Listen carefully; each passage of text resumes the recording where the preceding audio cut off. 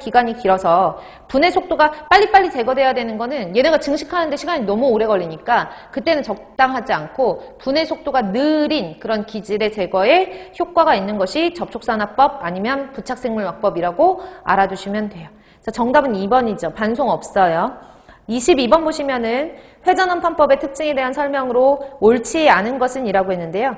회전원판은 그 원판 자체가 돌아가면서 물을 폭기를 해주잖아요. 그쵸? 그렇기 때문에 폭기 장치가 필요가 없고요. 충격 부하에 강한 편이고 슬러지 반송 없다 그랬죠? 그 다음에 슬러지 발생량도 적은 편이고 정화기구가 단순하다. 회전원판법이 그 안에서 생기는 모델링 같은 것들이 상당히 복잡해요. 그래서 모델링도 상당히 복잡해서 이 모델링화 시키기도 되게 어렵고 정화기구가 단순하지 않아요. 정화기구도 복잡한 편이에요. 왜냐하면 그 회전원판 자체가 원판에서만 있는 미생물에 의해서만 유기물을 분해하는 것이 아니라 원판 밖에 있는 그런 그 물이 담겨져 있는 통에서도 반응조에서도 부유 증식하는 미생물이 있기 때문에 회전 원판 자체 어떤 정화기구라는 정화기구 자체가 모델링하기도 복잡하고 정화기구 자체도 복잡한 편이라고 생각하시면 되고요.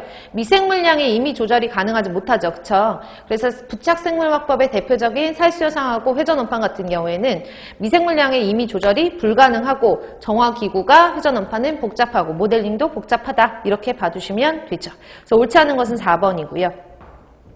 23번으로 갈게요. 살수여상 공법에서 연모타 현상이 일어나는 원인과 가장 거리가 먼 것은 이라고 했어요. 폰딩 현상이죠. 연모타 현상은 살수여상 반응조 보시면은 살수여상 여기 그러니까 단면을 그리면 여기에 여제예요. 여제를 이렇게 위에서 내려다 봤을 때 원형으로 놓고 그 다음에 여기에다가 미생물을 키워 놓죠.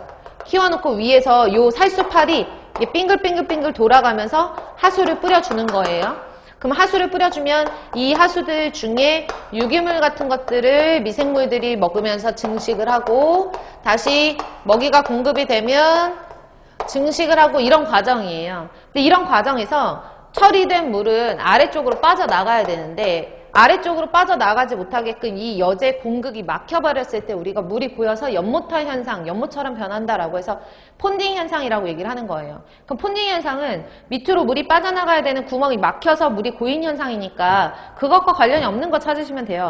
여제가 너무 적대요. 여제가 너무 작거나 균일하지 못하면 그 여제 구멍 사이가 막힐 수가 있잖아요. 그러니까 위에 물이 고일 수밖에 없는 거고 여제가 견고하지 못하고 부셔졌대요. 그럼 부셔진 그 가루 같은 것들이 여제 사이사이 공극을 막히게 하니까 폰딩 현상이 일어날 수 있는 거고 BOD 부하가 낮대요. BOD 부하가 낮다라는 얘기는 유기물이 적게 들어온다는 얘기예요. 유기물이 적게 들어오면 그 물에 덩어리 같은 것들이 비용해성 덩어리가 없기 때문에 여제가 잘 막히지가 않죠. 그쵸?